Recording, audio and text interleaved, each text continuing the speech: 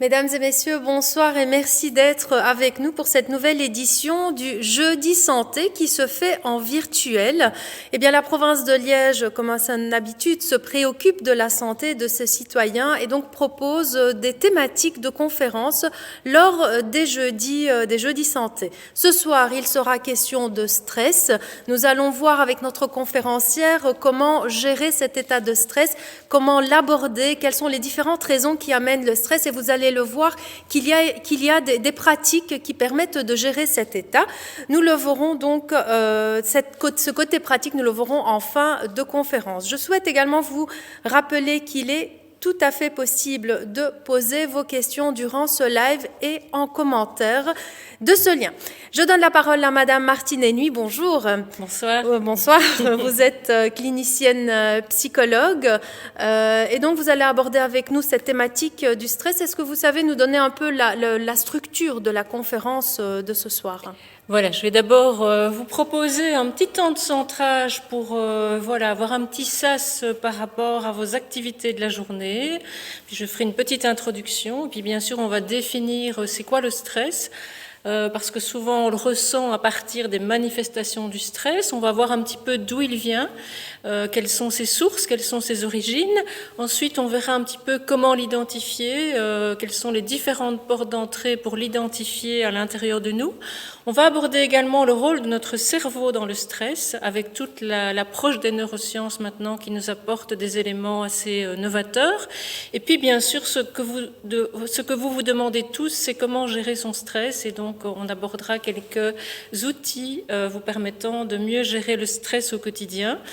Et puis, un des premiers outils que vous avez toujours avec vous à votre disposition, c'est la respiration. Et donc, je vais vous proposer, avant d'introduire cette conférence, je vais vous proposer un petit temps pour vous déposer, parce que peut-être que vous venez de votre journée de travail, de votre journée de télétravail, avec les enfants à la maison, c'est pas toujours simple. Et donc, je vais simplement vous proposer de vous installer confortablement dans votre fauteuil, dans votre salon, de décroiser les bras, les jambes, et simplement de prendre un moment pour être là, prendre un moment pour centrer votre attention sur votre respiration, et simplement laisser descendre la respiration au niveau du ventre, et simplement prendre conscience du ventre qui se gonfle à l'inspire, qui se dégonfle à l'expire. Et je vous invite à prolonger légèrement l'expire en comptant mentalement jusque 3 lorsque vous inspirez et en comptant mentalement jusque 5 à l'expire. Inspire, expire, en prenant le temps de vous déposer, d'être là, d'être présent ce soir. Et juste d'observer comment vous arrivez, comment est votre corps, comment sont vos émotions, comment est votre mental. Laissez le temps de se déposer les idées pour être pleinement là, pleinement présent dans le moment, ici et maintenant. Voilà, c'est une petite chose toute simple qui ne prend pas beaucoup de temps, qu'on peut faire avant de commencer une réunion, avant de commencer une journée, pour se sentir pleinement là. Alors, c'est peut-être un petit peu une gageure que de venir vous parler de stress un 17 décembre, une semaine avant Noël, en plein milieu du confinement, avec toutes les restrictions que nous connaissons actuellement.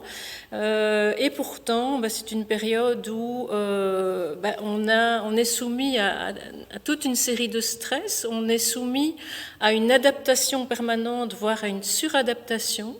Et on est dans une période tout à fait particulière, tout à fait inédite, dans laquelle, au fond, nous n'avons plus aucun repère.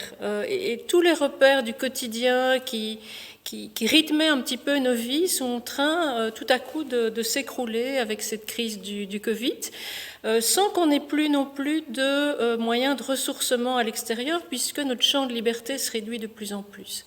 Et donc ça nous amène à quoi ? Ça nous amène finalement à nous recentrer à l'intérieur, à retrouver des ressources à l'intérieur, pour faire face à cette crise majeure, à la fois sur le plan politique, à la fois sur le plan économique, sur le plan professionnel, sur le plan familial, sur le plan social, qui nous amène vraiment à aborder les choses autrement, à développer notre créativité, et on voit qu'il y a énormément de créativité en même temps dans cette période, et elle est importante pour pouvoir garder la tête hors de l'eau. Et donc, c'est une période où effectivement, c'est vraiment important de pouvoir gérer notre stress, d'avoir des outils, parce qu'au fond, on a deux choix possibles. Quand on est dans un espèce de chaos comme celui que nous traversons actuellement, avec ce Covid qu'on n'arrive pas à maîtriser, alors soit on peut verser dans la peur et se nourrir de toutes les informations négatives dont nous bombardent les médias, soit à l'inverse, on peut trouver des ressources à l'intérieur de nous et finalement trouver une autre porte de sortie, beaucoup plus intérieure celle-là, en réinterrogeant la question du sens, parce que cette crise vient vraiment réinterroger la question du sens, en réinterrogeant nos priorités, en réinterrogeant notre manière de vivre au quotidien, et donc comment je vis, comment je pense, comment je suis. Cette crise nous invite vraiment à réinventer tout ça, pour nous redéfinir peut-être autrement et être davantage alignés avec qui nous sommes. Voilà, et donc le stress là-dedans vient effectivement nous donner un petit signal d'alarme, on va le voir tout de suite. Alors notamment, on le dit, ce stress il a différentes sources. Quelles sont les sources que l'on identifie principalement ? Alors avant de parler des sources, peut-être que c'est peut-être intéressant de vous expliquer c'est quoi le stress et pour qu'on parte de choses concrètes. Voilà. Et le stress, au fond, ça va être une réponse non spécifique de notre organisme à toute demande d'adaptation. Or, Dieu sait si dans la période actuelle, on est effectivement dans une nécessité de nous adapter. Donc ça, c'est la définition classique de Silly. Et donc le stress, ça va être aussi toutes les réactions de notre organisme à des pressions, des contraintes de l'environnement. Et ces contraintes, bien sûr, elles vont être perçues différemment en fonction des personnes. Et on verra que le seuil de résistance au stress de chacun va être différent en fonction justement de toute une série de facteurs. Et que certaines personnes vont pouvoir résister à un grand niveau de stress sans se sentir stressées, alors que d'autres vont être soumises à des stress qui vont sembler normaux, voire peu importants, et vont ressentir une dose de stress très très élevée. Et ce stress va provoquer des réactions physiologiques, psychosomatiques dans notre corps, on va le voir aussi tout à l'heure. Alors je vous ai mis une autre définition qui est celle de l'Agence européenne pour la santé et la sécurité au travail. D'abord, le mot stress, ça vient du latin stringere, stressus, qui signifie serré. Effectivement, quand on est en stress, tout est un peu serré dans notre corps, dans notre tête, dans nos vies aussi, tout est un petit peu contracté. Et l'Agence européenne nous donne comme définition du stress au travail un déséquilibre entre la perception qu'une personne a des contraintes que lui impose son environnement et ses propres ressources pour y faire face. Or, dans le monde du travail, voilà, moi j'accompagne énormément de personnes en burn-out, en coaching, j'accompagne des équipes également par rapport à cette thématique-là. Et effectivement, dans le monde du travail, on est souvent là-dedans, avec des contraintes, des pressions extrêmement importantes et pas suffisamment de ressources pour y faire face. Et d'ailleurs, il y a un type de management qui, voilà, dans certaines grosses entreprises, mais c'est assez courant que des managers donnent des objectifs à leurs salariés qui sont bien au-delà de ce qu'ils peuvent produire, en sachant très bien qu'ils ne pourront jamais atteindre ces objectifs. Donc c'est assez dramatique d'en arriver là. Et effectivement, ça nous amène à toute une série de contraintes et de ressources qui sont d'ordre psychologique, mais les effets du stress ne sont pas psychologiques. Les effets du stress, ils vont vraiment s'inscrire dans notre corps, et occasionnant des problèmes de santé non négligeables à partir du moment où on est soumis à des stress prolongés. Donc ce qui va être important, c'est vraiment de pouvoir équilibrer notre balance du stress et déjà d'observer comment est cette balance. Est-ce que mes pressions et mes ressources sont en équilibre? Est-ce que par rapport à toutes les pressions que je peux avoir, que ce soit sur le plan professionnel ou sur le plan familial, j'ai de l'autre côté suffisamment de ressources? Est-ce que cette balance est équilibrée ou au contraire, est-ce que cette balance penche un petit peu trop du côté des pressions et pendant combien de temps est-ce que cette balance va pencher du côté de la pression. Et donc là, on a un outil déjà intéressant d'introspection et de voir comment je peux rééquilibrer la balance pour retrouver des espaces de ressourcement en dehors du travail. Alors, on va avoir 3 mécanismes d'adaptation au stress qui sont vraiment à resituer dans l'histoire de l'espèce humaine et qui sont des mécanismes primitifs, archaïques, qui datent de l'âge de la pierre, et qui sont des mécanismes de défense qui viennent nous prévenir d'un danger et qui vont préparer notre organisme à y faire face. Et ce sont des mécanismes qui sont totalement inconscients, totalement hors de notre contrôle, comme on le verra tout à l'heure.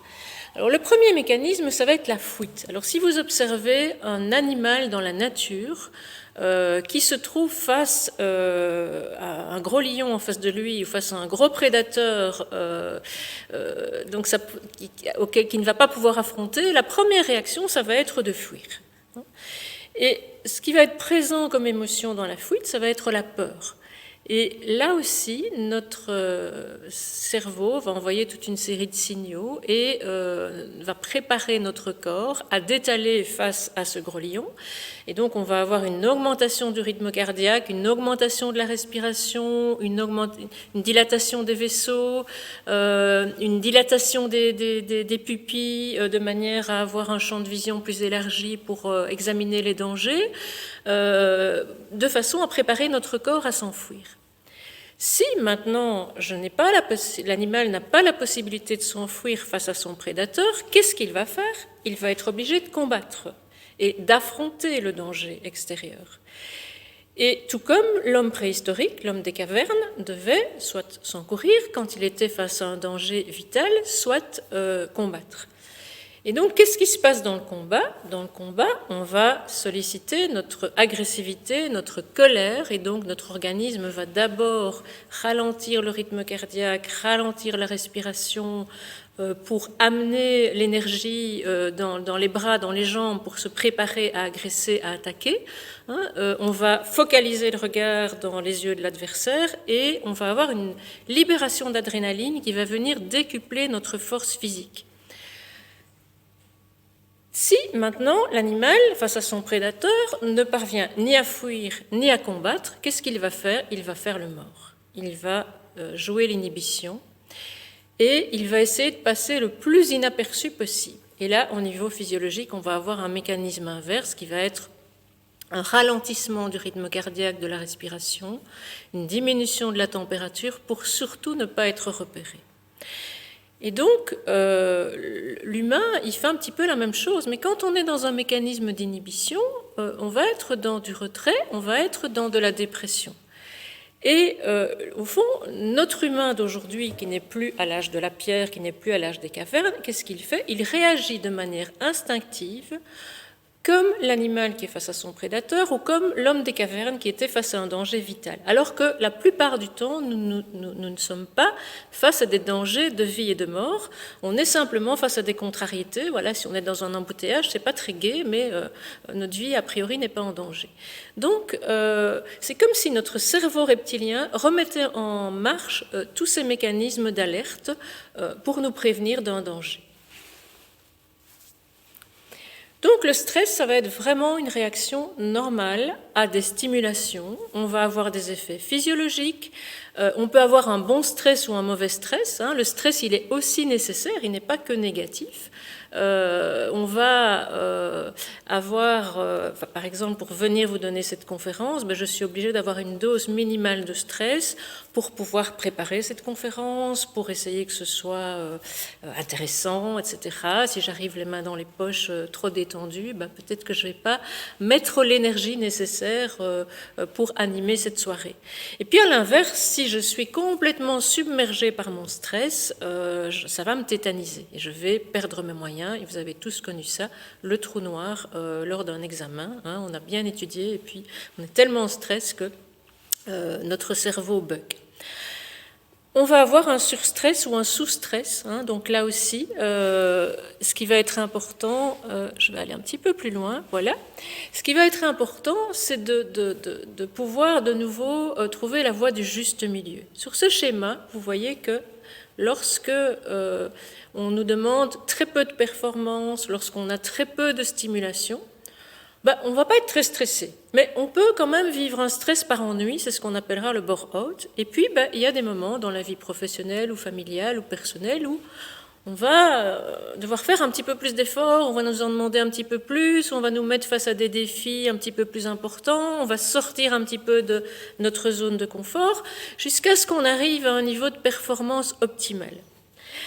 Et là, quand on est tout en haut de la courbe, on va être à un niveau de stress optimal.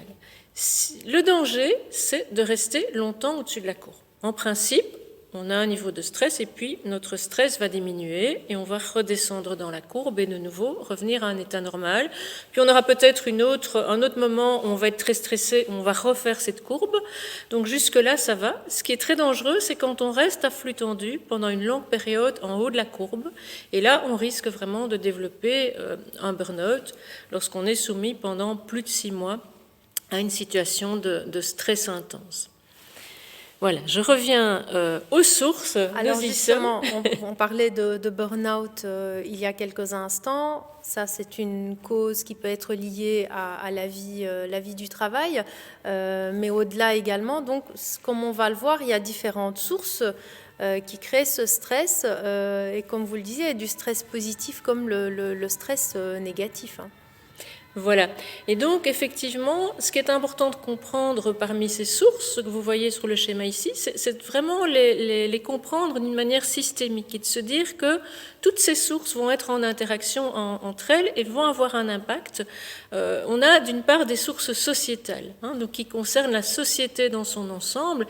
Et donc là, on a un bon exemple actuellement avec le Covid, qui touche vraiment le monde entier et qui va venir impacter directement les organisations de travail, les entreprises, les institutions, et qui va venir impacter les individus dans leur vie professionnelle et dans leur vie personnelle.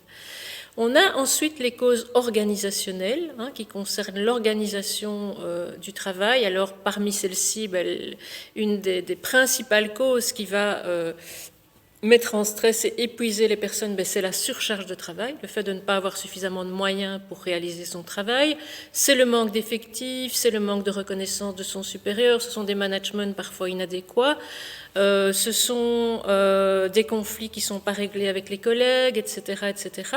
Les sources sont nombreuses et on voit bien que si on ne travaille pas sur ces aspects-là et qu'on travaille uniquement sur les causes personnelles, on passe à côté de quelque chose et on ne résout qu'une partie du problème. On va avoir des causes événementielles, donc ça ce sont des causes ponctuelles, comme par exemple au niveau collectif les attentats de Bruxelles, qui peuvent générer aussi un stress post-traumatique où la personne, après avoir vécu un trauma, va garder des réactions de stress, va rester en alerte pendant une longue période. Si vous avez écouté les témoignages des victimes des attentats, elles témoignent bien de ce stress post-traumatique qui perdure dans le temps. Et puis il y a les causes dans les causes événementielles, ça peut être aussi au niveau personnel, un décès, une maladie grave, une perte d'emploi, un divorce. Et puis au niveau personnel, effectivement, on n'est pas égaux face au stress. Et on va avoir des causes qui appartiennent également à l'individu. On parlait des personnes en burn-out, mais ce sont des personnes perfectionnistes qui ont du mal à se mettre leurs limites. Donc il y a également des éléments personnels qui viennent souvent de notre enfance, de notre type de personnalité, et donc donc on a des personnes qui vont être plus résistants au stress que d'autres. Voilà, c'est comme ça, on ne peut rien y faire, mais on peut en tout cas agir dessus, et on le verra tout à l'heure. Voilà, et puis il y a toute l'histoire de la personne. Si la personne a vécu des traumas dans l'enfance, de la maltraitance, voilà, des difficultés de vie, peut-être que ça va amener une moins grande résistance au stress. C'est aussi en lien avec la confiance en soi, etc. Donc on voit que les causes, elles sont vraiment à comprendre d'une manière systémique. Est-ce qu'il est évident d'identifier ce stress? Comment peut-on le percevoir? Comment le corps, justement, donne des signaux par rapport à ce stress qui devient un mal-être, au final, pour plusieurs personnes? Tout à fait. Et donc, la première manière de percevoir ce stress, donc la première porte d'entrée, ce sera le corps. Et souvent, ce stress va d'abord se manifester dans notre corps par des mal-être physiques, qui peuvent aller jusque de véritables pathologies physiques. Donc ça commence souvent par des troubles du sommeil. On n'arrive pas à s'endormir parce qu'on repense au travail, aux difficultés familiales. Ça peut être des céphalées de tension parce que si on ne dort pas, on va avoir mal de tête le lendemain. Ça peut être des tensions musculaires, mal dans la nuque, mal dans le cou, mal dans les épaules. Ça peut être de la tachycardie, des problèmes respiratoires, de l'asthme, des problèmes de peau, des problèmes digestifs, des problèmes intestinaux, de la boulimie, de l'anorexie, de l'hypertension. Ça peut aller jusqu'à des troubles cardiovasculaires. Il faut savoir aussi que le stress va diminuer notre immunité, donc c'est vraiment pas ce qu'il nous faut en ce moment. Et ça peut même occasionner certains cancers. Donc première porte d'entrée, ça va être notre corps qui va nous donner toute une série de petits signaux d'alarme qui sont vraiment à écouter de façon à ce que l'alarme ne clignote pas plus fort et que les symptômes ne s'amplifient pas. Alors, une deuxième porte, ça va être nos manifestations émotionnelles. Donc, on va aussi ressentir ce stress au niveau de nos émotions. Et donc, si vous avez face à vous une personne stressée, elle va être plus irritable, elle va se mettre plus facilement en colère, elle va être plus facilement déprimée, avoir les larmes aux yeux, ça peut verser du côté plus dépression, elle va vivre une anxiété un peu généralisée, de l'agitation, de l'impulsivité, etc. Et puis, la troisième porte, ça va être des troubles cognitifs, parce que quand on est en stress, on est moins performant, nos connexions neuronales se font moins bien, et donc on est un peu parfois comme face à un ordinateur qui bug. Et donc on va avoir une perte de moyens, on va avoir des problèmes de mémoire, des problèmes de concentration, des difficultés de la dispersion, des difficultés à prendre de l'initiative, à prioriser, on ne va plus prendre de plaisir dans ce qu'on fait. Et ça va être vraiment source de dysfonctionnements cérébraux qui peuvent devenir beaucoup plus importants si on n'écoute pas tous ces petits clignotants.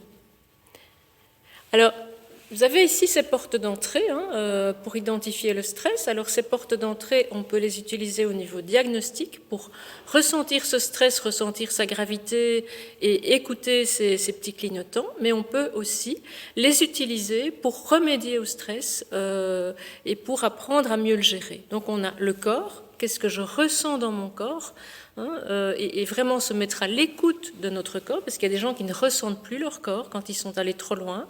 Moi, les personnes en burn-out que j'accompagne, ils ne sentent plus à un moment donné.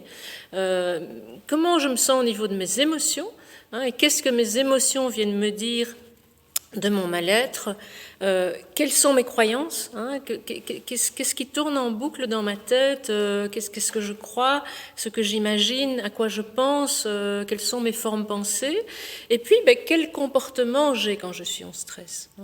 Et vous avez tous vécu ça, si vous avez un collègue ou un chef qui est en stress, le stress c'est contagieux. Et par contre, si vous avez en face de vous quelqu'un qui est zen, ça va être tout aussi contagieux et de manière beaucoup plus positive et plus agréable. Alors, il y a un allié là-dedans, ou un allié ou pas, comment est-ce qu'on peut l'interpréter? C'est le cerveau. Alors, le cerveau de l'être humain face au stress, face à ces attitudes, Est-ce qu'il aide? Est-ce qu'il n'aide pas? Comment ça se passe de ce côté-là? Alors le cerveau, ça va être un petit peu le chef d'orchestre, c'est lui qui va être aux commandes, et donc il a un rôle important dans le stress, puisque face à une menace potentielle, notre amygdale, pas celle qui est dans notre gorge, mais celle qui est dans notre cerveau, va envoyer un signal d'alerte à notre hypothalamus, pour le prévenir qu'il y a un danger potentiel et va intervenir du coup sur le système nerveux autonome. Et donc c'est vraiment quelque chose qui se passe à notre insu qu'on ne maîtrise pas, sauf si on a des outils pour justement agir sur ce système nerveux autonome.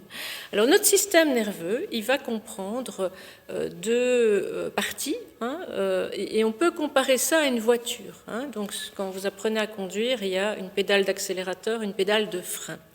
Donc il y a une partie de notre système nerveux, qui est le système nerveux sympathique, qui va être l'accélérateur, et donc qui va avoir pour rôle de nous préparer à l'action. Donc si je dois me préparer pour revenir donner cette conférence, il faut quand même que mon rythme cardiaque s'accélère pour que je me mette en route, que je prenne ma voiture, que je fasse la route, que j'accélère mon rythme cardiaque, mon respiratoire, que j'augmente ma tension artérielle, qu'il y ait une vascularisation au niveau des muscles. Donc c'est ce système nerveux sympathique qui doit se mettre en route le matin quand on doit aller bosser, quand on doit être en activité. Et à côté de ça, on a le frein, celui qui va ralentir toutes nos fonctions vitales, la respiration, le rythme cardiaque, etc., et qui doit se mettre en route en principe en fin de journée lorsque on doit se mettre au repos. Et idéalement, il faudrait que ces deux systèmes nerveux soient en équilibre. Ce qui n'est plus le cas lorsque la personne est en stress et lorsqu'elle vit un stress important pendant une longue période. À ce moment-là, qu'est-ce qui se passe? Le sympathique va être surstimulé. Ce qui fait que quand le frein doit s'activer et quand on doit se mettre au repos, on n'y arrive plus. On continue à être en hyperactivité.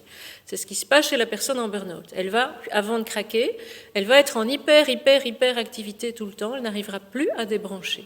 Et là, ça devient dangereux. Donc encore une fois, on est dans la question de l'équilibre et comment je vais pouvoir rétablir l'équilibre entre ces deux systèmes nerveux. Alors, au prochain slide, le titre est assez éloquent, donc ce qu'en disent les neurosciences.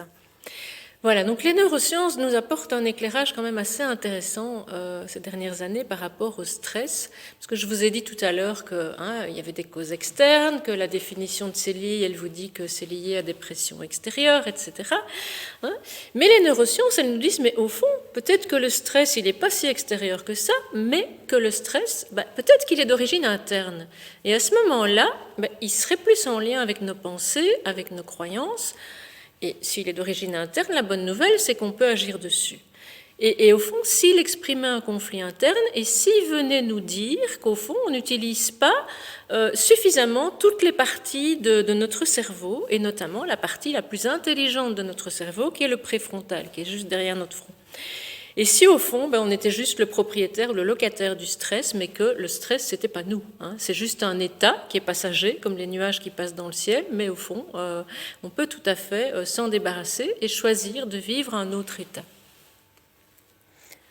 Ça veut dire qu'il est possible de le gérer, ce stress, qu'on peut être acteur de son état de stress? Tout à fait. Alors, avant de passer aux outils, je vais un petit peu vous parler de la gestion des modes mentaux, puisqu'on va avoir deux modes mentaux. Un mode mental automatique qui va gérer le connu, les habitudes, les choses faciles, basiques, et le mode mental préfrontal qui est le spécialiste, qui est le couteau suisse, qui va gérer les choses plus complexes. Alors pour vous faire comprendre de quoi il s'agit, je vais vous proposer une petite expérience derrière votre écran. Vous pouvez le faire à voix haute ou à voix basse, mentalement, dans votre tête. Je vais vous demander de réciter les 12 mois de l'année, donc dans l'ordre, à partir du mois de janvier, puisqu'on arrive en fin d'année. Donc je vous laisse un petit peu de temps pour réciter les 12 mois de l'année.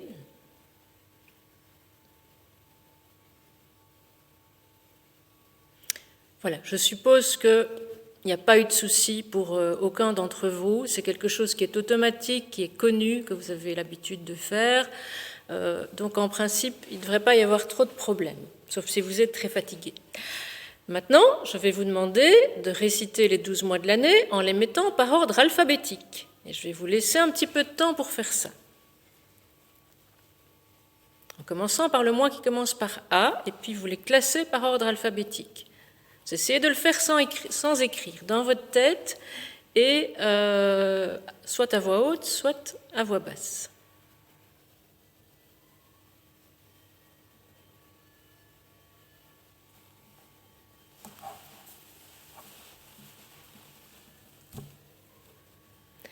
Voilà. Alors là, je suppose que vous avez été un petit peu plus en difficulté, parce qu'on n'est plus dans l'automatique, on n'est plus dans le connu. J'arrive avec une consigne un petit peu bizarre qui, a priori, ne sert pas à grand-chose, donc peut-être que vous vous êtes dit avec quoi elle vient, qu'est-ce qu'elle nous fait faire. Voilà. Là, cet exercice-là vous a demandé de passer du mode mental automatique au mode mental préfrontal. Et à partir du moment où on change les consignes, où on sort du connu, l'automatique, il se plante. Ça ne fonctionne plus. Il n'y arrive plus. Donc, il faut solliciter une autre partie de notre cerveau. Alors, ça va être quoi les caractéristiques du mode mental automatique et du mode mental préfrontal? Le mode mental automatique, il va être dans la routine. Il ne va pas aimer le changement, il va s'accrocher à ce qu'il connaît, il va s'accrocher au concret, aux choses faciles. Et le mode mental préfrontal, lui, il va adorer la curiosité, la découverte, trouver des nouvelles solutions, etc. Et tout ce qui est nouveau. Le mode mental automatique, il va être très obstiné, très carré, résistant au changement, tandis que le préfrontal va adorer l'imprévu, la découverte, il va être dans la fluidité, il va s'adapter, il va suivre la vague. L'automatique, il est très dichotomique, il est dans la dualité en permanence, c'est blanc, c'est noir, il n'y a pas de gris, il n'y a pas de nuance. Il va être dans les choses simples, donc il peut parfois être assez intolérant parce qu'il va avoir des certitudes. Et donc à partir du moment où on a des certitudes, on ne remet rien en question. Donc il risque d'être assez intolérant au point de vue de l'autre. Tandis que le préfrontal, lui, va pouvoir mettre de la nuance, relativiser, prendre du recul. Il va aussi pouvoir être dans la réflexion logique, réfléchir. Et l'exercice que je vous ai fait faire vous a demandé de réfléchir. Tandis que l'automatique, lui, il est empirique, il recherche des résultats, il refuse la réflexion, et il va aussi être très centré sur l'image sociale, sur les conventions, sur ce qui se fait, ce qui ne se fait pas. Donc il va être beaucoup plus rigide. Tandis que le préfrontal, lui, va être tout à fait dans l'individualisation, il va pouvoir agir en fonction de son opinion personnelle, en fonction de ce qui est bon pour lui, en fonction de qui il est. Donc vous voyez bien un petit peu la différence, et donc les neurosciences, elles viennent nous dire qu'au fond, peut-être que ce serait intéressant de plus switcher du mode mental automatique, qui coince quand on est en situation de stress, et donc c'est comme si on essayait de résoudre des situations complexes à partir de notre automatique, qui lui ne sait traiter que les choses simples, et donc on est un peu coincé. Et donc les neurosciences viennent nous dire, mais au fond, on n'utilise peut-être pas on pose peut-être pas bien le problème et on n'utilise peut-être pas le bon mode mental pour arriver à des résultats et arriver à bien gérer notre stress. Puisque le préfrontal, ça va être le chef d'orchestre, ça va être l'improvisateur, il va être complexe, il va agir de manière inconsciente, il n'a pas de limite, il est relié à toutes les parties de notre cerveau, c'est un peu comme un système de câblage à haut débit, il va recevoir plein d'informations, il va pouvoir les traiter, il va pouvoir être relié, faire des liens, analyser, etc.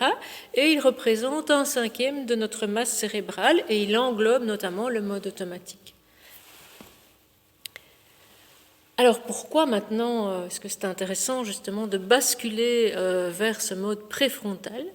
Mais parce que ça va nous aider à gérer notre stress et à réduire notre stressabilité, c'est-à-dire notre capacité à stresser.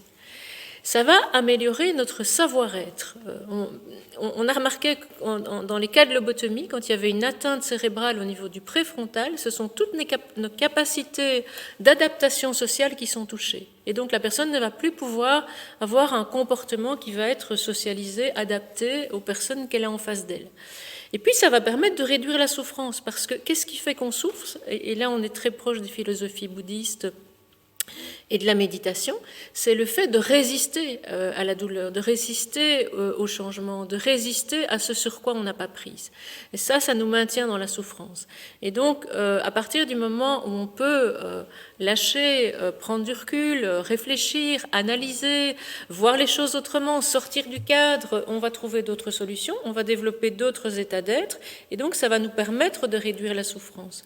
Et il y a des expériences qui ont été faites auprès des moines tibétains en méditation, et près de qui on a émis un bruit très important équivalent à un coup de canon, et ces moines qui étaient en méditation n'ont pas eu le réflexe de sursaut. Donc sursauter quand il y a un bruit, qui en principe nous prévient d'un danger, c'est un réflexe de notre corps. Et là, le fait qu'ils soient en méditation, ils n'ont pas eu ce réflexe automatique. Donc ce qui montre bien que dans la méditation, on est vraiment dans le mode mental préfrontal. Ça va permettre de poser le problème autrement, donc de trouver des nouvelles solutions, d'être créatif, d'être inventif. Ça va permettre de remodeler nos circuits cérébraux, parce que la bonne nouvelle, c'est que quand même les recherches en neurosciences nous montrent que nos connexions neuronales, elles se refont en permanence et qu'on a vraiment une neuroplasticité du cerveau, qu'on recrée des nouvelles cellules et qu'on va pouvoir créer des circuits neuronaux qui vont être tributaires de nos modes de pensée. C'est-à-dire que si je pense tout le temps négatif, si je suis déprimée, que je vois tout en noir, que je pense tout le temps négatif, je vais au départ avoir un circuit neuronal qui va être un petit ruisseau. Et puis, chaque fois que je vais vivre une nouvelle expérience, je vais voir le verre à moitié vide. Et donc, je vais recréer, élargir un petit peu cette connexion neuronale négative. Et puis, petit à petit, ça va devenir une route, et puis une autoroute. Et puis, automatiquement, toutes les expériences que je vais vivre, je vais les relier à ce mode de pensée. Par contre, si je vois le verre à moitié plein, si je suis quelqu'un d'optimiste, de positif, je vais créer un autre circuit neuronal beaucoup plus positif. Donc, on a vraiment, par nos pensées, la capacité à agir sur nos neurones, sur notre cerveau, et donc à mieux gérer notre stress. Et ça, c'est quand même la bonne nouvelle. Ça va nous aider à développer un nouvel art de vivre et à vraiment romantiser notre vie, comme dirait Jacques Fradin, qui est un spécialiste en neurosciences. Alors, même si cette approche de gestion de stress et du passage vers le préfrontal n'est pas évidente, les choses ne se font pas en un claquement de doigts.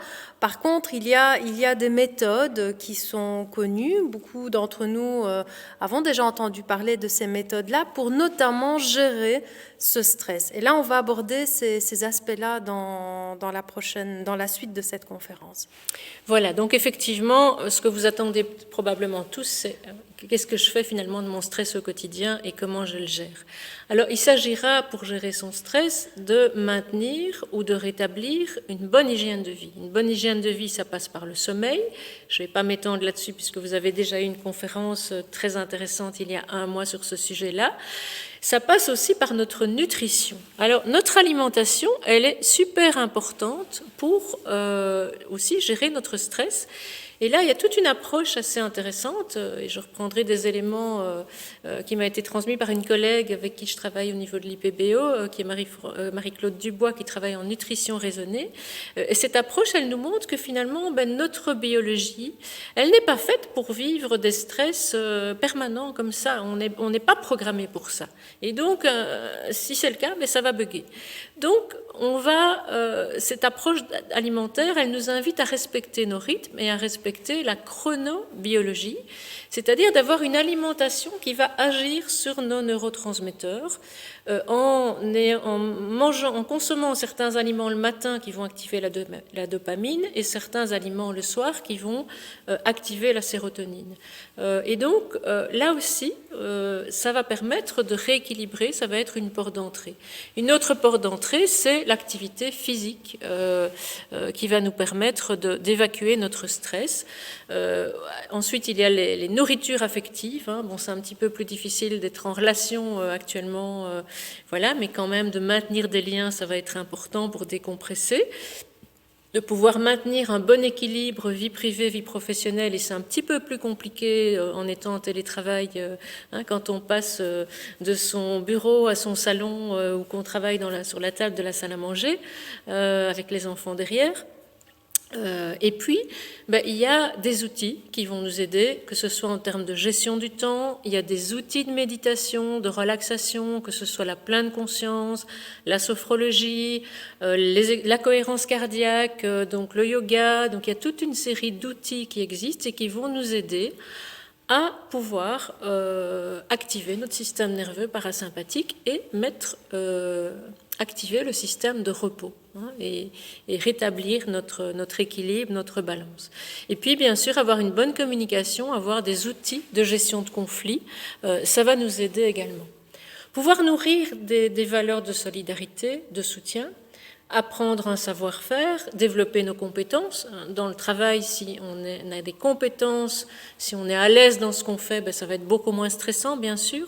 Et puis, vraiment, encore une fois, rééquilibrer notre vie, rééquilibrer nos objectifs, pouvoir prendre distance avec le travail, pouvoir trouver un équilibre dans d'autres activités, que ce soit le sport, que ce soit la nature, une activité créatrice, artistique. Pouvoir trouver l'intervalle juste, changer de rythme et arrêter de courir après le temps. Parfois, une psychothérapie peut être nécessaire, dans les situations où il y a des traumas ou du stress post-traumatique. Et puis vraiment questionner nos limites, questionner le sens du travail, le sens de nos vies. Est-ce que j'ai une vie qui est alignée avec qui je suis ? Accepter que je ne suis pas tout puissant, que je ne vais pas pouvoir tout résoudre, que je ne suis pas irremplaçable, lâcher prise, accepter ce que je ne peux pas changer, pouvoir aussi accueillir mes émotions, parce que mes émotions vont vraiment être un clignotant important pour venir me donner une information quant aux besoins qui ne sont pas satisfaits à l'intérieur de moi. Donc les émotions, elles sont importantes à cultiver, à développer, à utiliser au quotidien pour également réduire notre stress. Et puis agir sur nos pensées, sur notre mental. Donc il y a une clé en or qui est de revenir au moment présent, parce qu'en Inde on dit le mental il est un peu comme un singe qui saute de branche en branche, parce qu'il y a beaucoup de singes en Inde dans les temples, j'ai beaucoup voyagé en Inde, et les singes effectivement sautent un petit peu partout, mais notre mental il est un peu pareil, il n'est jamais tranquille, il va tout le temps s'agiter dans tous les sens, et on va toujours passer d'une pensée à une autre. Donc revenir, ramener notre mental à l'ici et maintenant, à notre pensée là, à ce que je suis en train de faire, même si je suis en train de faire une vaisselle ou de préparer le repas, je vais faire une chose à la fois, faire une cure de monoactivité. Je vous ai mis la photo du penseur, parce que moi, une de mes ressources, c'est le modelage, la sculpture, pour vous dire que nos pensées, elles vont avoir un impact important sur nos actions, sur notre vie en général. Si maintenant je vous demande d'imaginer que vous prenez un citron en main, que vous coupez ce citron, que vous coupez une rondelle de citron, que vous la mettez en bouche, que vous mordez dans ce citron, qu'est-ce que vous allez ressentir ? Peut-être que vous allez ressentir déjà un petit goût acidulé dans la bouche, peut-être que vous allez remarquer que vous salivez un petit peu plus. Donc on a juste travaillé sur la pensée. Vous n'avez pas mangé un citron, mais il se passe quelque chose dans votre corps. Donc la pensée, elle est très très importante, et on peut vraiment contrôler nos pensées plutôt que de les laisser venir comme ça, tous azimuts. S'arrêter de faire, revenir à notre intériorisation, parce qu'on est dans des sociétés où on est vraiment dans des carences d'intériorisation, réhabiliter le temps, faire des cures de rien, de monoactivité, faire une chose à la fois. Les femmes, nous, plus particulièrement, je ne vais pas être féministe, mais on est souvent un peu couteau suisse aussi, faire 3 choses à la fois. Voilà, donc faire une chose à la fois, rien que, et vraiment revenir au moment présent. Je vous ai mis une phrase d'Eckhart Tolle qui dit « Faites du présent votre lieu de résidence principal et accordez de brèves visites au passé et au futur lorsque vous devez affronter les aspects pratiques de votre vie. Mais dites toujours oui au présent. » C'est vrai que le futur, on va le préparer aujourd'hui, et le passé, on ne peut plus revenir dessus. Ensuite, reconnaître nos ressources, accepter nos faiblesses, voilà, et pouvoir se fixer des objectifs réalistes, que ce soit dans le privé ou que ce soit dans la vie professionnelle. Accepter que j'ai des limites, pouvoir utiliser mes talents à bon escient pour être dans quelque chose qui reste confortable, avec des défis qui soient réalistes, avoir un projet de vie qui fasse sens pour moi, et réduire le perfectionnisme. Et puis, bien sûr, développer la préfrontale attitude. Et là, je citerai Épictète qui dit « ce n'est pas », il y a un petit « s » qui s'est évaporé en cours de route, « ce n'est pas parce que les choses sont difficiles que nous n'osons pas, mais parce que nous n'osons pas qu'elles sont difficiles ». Et au fond, c'est de se dire, est-ce que je suis le programme ou la télé ? Si vous regardez la télé et que vous tombez sur un film ou une émission qui vous ennuie, qui ne vous intéresse pas, mais vous n'allez pas rester devant, vous allez changer de chaîne, vous allez essayer de trouver autre chose de plus intéressant pour mieux utiliser votre temps. Mais au niveau de nos pensées, c'est pareil. On n'est pas obligé de rester sur la même chaîne, on peut changer de chaîne, et on n'est pas obligé de s'identifier à nos pensées. Parce que souvent, on va avoir tendance à s'identifier à nos pensées, alors qu'en fait, ce n'est qu'une pensée, comme un nuage dans le ciel qui va passer, et puis il va y en avoir une autre. Mais nos pensées ne sont pas nous. Il y a une autre part de nous qui est saine, qui sait ce qui est bon pour nous, qui sait ce qui nous convient. Et donc, on peut tout à fait changer de chaîne et décider, par exemple, ça c'est une petite pratique intéressante, très concrète, décider le matin que on va tout simplement choisir une intention pour la journée et revenir à cette intention tout au fur et à mesure de la journée. Ça peut être choisir son état intérieur. Je vais choisir d'être dans un état de calme, je vais choisir d'être dans un état joyeux, d'être dans un état empathique. Et chaque fois que j'ai mon petit démon qui arrive, je vais l'envoyer se balader un petit peu plus loin. Voilà. Alors j'en arrive à la conclusion, qui est qu'effectivement le stress il vient nous donner un signal d'alarme de quelque chose qui dysfonctionne à l'intérieur de nous ou dans nos vies. Il nous invite à remettre les choses à leur juste place, à réaligner nos vies pour être plus en phase avec qui on est. Il nous invite aussi à développer davantage de convivialité, de revenir au lien, à l'entraide. Ça nous incite à changer aussi notre rapport au temps, de ne plus accepter d'être dans l'urgence permanente. Et il nous convie à développer, au fond, une société peut-être plus généreuse, plus tournée vers les autres et plus tournée vers la solidarité. Voilà, on a fait un bon petit tour d'horizon en un temps record. Eh bien, Martine, moi j'avais par contre une question lorsque je vous ai entendu dans cette dernière partie concernant la gestion du stress. Alors, évidemment, on est dans le relativisme, on est dans le lâcher-prise, on est dans la pleine conscience, mais il y a tout de même quand même pas mal d'obstacles à pouvoir atteindre cette gestion de stress. Ce n'est pas quelque chose d'évident. Comment, dans les consultations que vous avez lorsque vous accompagnez des personnes qui vivent des stress importants, justement, quels sont les obstacles qu'elles trouvent sur leur chemin qui ne leur permettent pas d'atteindre ce bien-être ? Alors les obstacles, ils sont avant tout intérieurs. Et donc, il faut d'abord décider de changer, décider de mettre des choses en place, parce que c'est comme si on essaie une solution, mais ça ne fonctionne pas, et on s'obstine à utiliser la même solution. Donc, il y a d'abord à décider de changer. Il faut pour ça aussi pouvoir identifier ces sources de stress, voir ce qui nous met en stress. Est-ce que c'est le travail, est-ce que c'est la vie familiale, et voir ensuite comment je peux aménager les choses pour diminuer ce stress. Alors si mon stress n'est pas encore suffisamment important, il y a des outils qui peuvent aider. Et donc là, il y a des pratiques. Alors les pratiques, c'est pas parce qu'on va faire une séance chez un psy ou une séance de pleine conscience qu'on va voir des effets tout de suite dans sa vie. C'est comme si vous allez dans une salle de sport, vous allez une fois et vous imaginez que vous allez ressortir tout musclé. Non, c'est pas l'effet magique. Donc effectivement, ça va demander une pratique quotidienne, tout comme prendre sa douche le matin ou se brosser les dents. Si vous ne le faites pas parce que vous vous levez trop tard, vous allez partir un peu vaseux et vous n'allez pas vous sentir bien. Mais les pratiques d'intériorisation, de gestion du stress, c'est pareil, ça va demander d'être pratiqué pendant une longue période pour que ça devienne quelque chose d'automatique et d'intégré dans nos vies quotidiennes. C'est finalement apprendre à se connaître. Si ça n'a pas déjà été fait, c'est le moment d'enclencher cette démarche. Tout à fait. Donc de comprendre nos mécanismes, peut-être de diminuer la barre. Moi, j'accompagne beaucoup de personnes en burn-out, donc là, on est vraiment dans des personnes avec des profils de personnalité qui sont extrêmement perfectionnistes. Donc se dire, mais comment je peux en faire moins ? Comment je peux être moins exigeante avec moi-même ? Comment je peux être plus à l'écoute de mes besoins ? Comment je peux apprendre à dire non, à mettre mes limites ?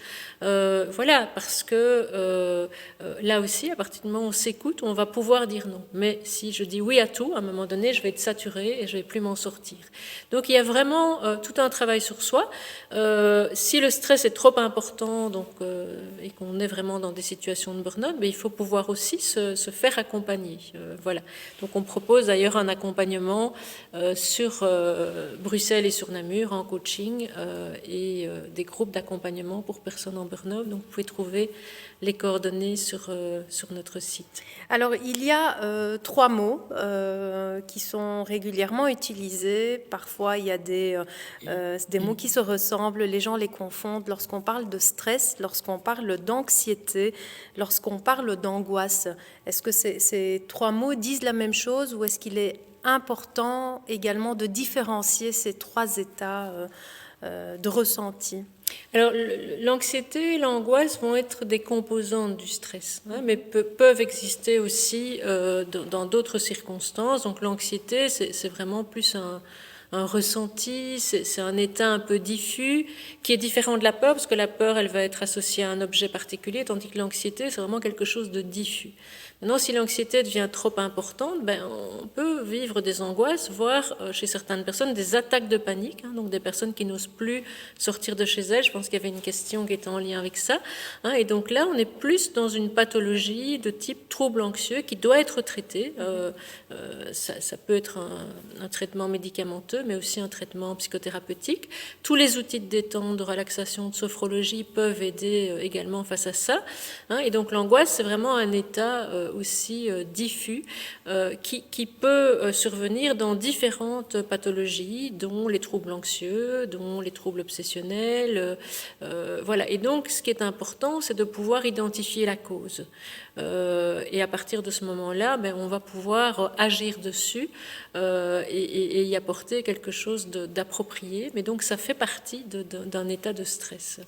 Alors, Alain nous a posé une question qui dit « Partage 2 points de vue souhaités avec l'oratrice ». Voilà, il vous fait part d'une de ses réflexions, qu'il est préférable d'aborder le stress de façon collective plutôt que de l'aborder de façon individuelle, et notamment dans les entreprises, on y revient, qui devraient oser cette approche pour le bien-être de tous.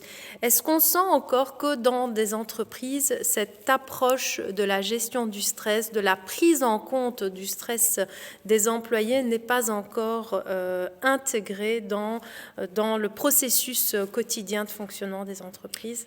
Alors, effectivement, on s'est intéressé beaucoup plus à ces questions-là depuis la loi de 2014 sur le bien-être au travail, qui amène un certain nombre d'obligations auprès de l'employeur. Donc, je rejoins Alain dans le sens où, effectivement, c'est important d'y amener des solutions collectives, de travailler sur les sources organisationnelles du stress en interne. Alors, c'est vrai que dans les interventions qui nous sont demandées, c'est souvent accompagner une personne en coaching, en individuel et mettre l'accent sur la personne. Ou donner des formations sur le stress. Alors c'est déjà un premier petit pas, c'est très bien, mais c'est vrai que ça ne suffit pas. Et qu'il faut également travailler sur les aspects organisationnels et voir comment améliorer l'organisation de travail pour faire en sorte qu'on puisse avoir une approche systémique et globale qui ne stigmatise pas ni l'individu, ni l'institution, ni l'organisation, mais qui soit vraiment une prise de responsabilité partagée. Voilà, moi j'aime bien cette formule-là, c'est la formule d'une cliente que j'ai accompagnée qui était en burn-out, qui me disait mon burn-out c'est une responsabilité partagée entre moi et mon employeur. Et donc effectivement, une approche globale est vraiment nécessaire, et je dirais même plus large que l'entreprise, une approche sociétale, parce que voilà, je crois que la croissance a des limites, et on l'a bien vu à travers cette crise Covid. Okay. Alors, Marie nous pose une question qui concerne la gestion d'une panique soudaine qui arrive. Est-ce qu'il y a des méthodes pour pouvoir gérer ces pics comme ça de stress, de panique soudain dans des situations bien particulières? Alors là, quand on parle d'attaque de panique, on est vraiment dans une pathologie, dans un trouble anxieux. Alors il y a des choses qui peuvent aider sur le moment, parce que c'est très flippant pour la personne, c'est pas grave en soi, mais la personne va avoir l'impression qu'elle va tomber dans les pommes, elle se sent oppressée, elle a l'impression qu'elle va faire un malaise. Donc il y a un petit truc tout simple qui est de respirer dans un sac en plastique. On peut avoir tendance à ce moment-là à prendre une grande bouffée d'air parce qu'on étouffe, mais en fait c'est juste l'inverse qu'il faut faire, parce que si on prend une grande bouffée d'air, on va hyperventiler et donc ça va augmenter la crise plutôt que de la réduire. Donc ça, c'est déjà une première chose qu'on peut faire dans le moment présent. Ensuite, il faut traiter ça et effectivement pouvoir avoir des outils qui vont nous aider à, plutôt que d'amplifier la crise par notre mental et par nos pensées, parce que quand ça se produit, la personne, son petit moulin se met en route et elle va commencer à avoir peur. La pensée n'aide pas l'état de gestion. La pensée va amplifier la crise, et donc je peux travailler sur ma pensée et puis mettre en place des outils, de nouveau de détente, que la personne va pouvoir avoir à disposition quand elle va sentir les prémices de la crise et pouvoir atténuer cette crise, la prendre à la racine. Et un outil qu'on a toujours avec nous, c'est la respiration. Donc apprendre à respirer par le ventre, mais encore une fois, ça demande une pratique régulière pour pouvoir l'utiliser lorsque c'est nécessaire. Alors là, on a beaucoup parlé de cas qui concernent des personnes adultes et qui peuvent, à un moment donné, intégrer cette gestion du stress. Par contre, il est parfois question des enfants. Et là, nous avons notamment une dame qui s'inquiète en fait pour son enfant, plutôt pour son ado déjà, un grand garçon de 15 ans, qui se demande si c'est du stress ou pas, le fait qu'il s'enferme dans sa chambre, le fait qu'il n'ait plus la force de faire quoi que ce soit, qui finalement est assez, ne répond plus aux attentes ni de l'école ni de la mère. Alors voilà, la question globale, c'est est-ce qu'on est dans une situation de non-gestion de stress, et vis-à-vis des ados et vis-à-vis des enfants, est-ce qu'il y a des astuces, est-ce qu'il y a des méthodes d'approche pour aider ces parents? Voilà. Alors je ne vais pas pouvoir répondre de manière précise à cette situation-ci parce que effectivement je ne connais pas les causes et je n'ai pas suffisamment d'éléments par rapport à ce qui fait que cet ado s'enferme dans sa chambre. Effectivement, la situation est très compliquée pour les jeunes actuellement qui ont besoin de leur bande de copains, qui n'ont plus de source de décompression, donc ils peuvent être amenés à s'isoler. Ça peut être aussi lié à une phobie scolaire, donc un comportement d'évitement qui fait que certains ados ou enfants vont se replier sur eux-mêmes, mais encore une fois, je n'ai pas suffisamment d'éléments que pour pouvoir répondre précisément à cette question. Et donc, effectivement, chez les enfants, on peut aussi, ce serait génial si on pouvait commencer dès l'école maternelle à apprendre aux enfants à méditer, à se détendre, à leur donner des outils pour les armer dans la vie, parce que les enfants sont souvent soumis au rythme des parents et à un rythme qui n'est pas le leur, et vont être extrêmement tributaires du stress des parents. Et donc, la meilleure façon d'aider ces enfants et ces ados, en tant que parent, c'est d'abord de gérer son propre stress, puisque le stress est contagieux. Et puis de dialoguer, de communiquer, ce que je conseillerais à cette dame, c'est vraiment de pouvoir discuter avec son ado, de voir un petit peu ce qui fait qu'il se renferme, donc la communication, voilà. Et puis si la situation ne trouve pas de solution, c'est peut-être de consulter un spécialiste, un professionnel, un psychologue, voilà, parce que c'est important de ne pas laisser dégénérer une situation et de laisser s'aggraver les symptômes. Eh bien, Martine Hennuy, merci beaucoup, en tout cas pour cet éclairage, pour cette conférence qui nous a donné quand même quelques outils pour comprendre dans la globalité cette question du stress, mais également pour avoir quelques points d'approche pour aborder ce stress. Et alors, on le dit, on le répétera à chaque fois, lorsqu'il y a des questions, des situations très personnelles, il ne faut pas hésiter à consulter, puisque les professionnels sont là justement pour accompagner les personnes, et c'est ce que nous conseillons, c'est ce que la province conseille, bien évidemment. Eh bien, c'est ici que se termine cette conférence liée au sujet de la santé. Vous la retrouverez en streaming sur notre Web TV Province de Liège. Nous vous communiquerons les informations sur la page Facebook Promotion de la santé de la province de Liège, mais également sur la page Province de Liège. Vous pourrez donc revoir cette émission. C'est ici donc donc qu'elle se clôture. Je vous souhaite de passer une excellente soirée. On se retrouvera très probablement en 2021 pour le prochain cycle de conférences. Merci à vous.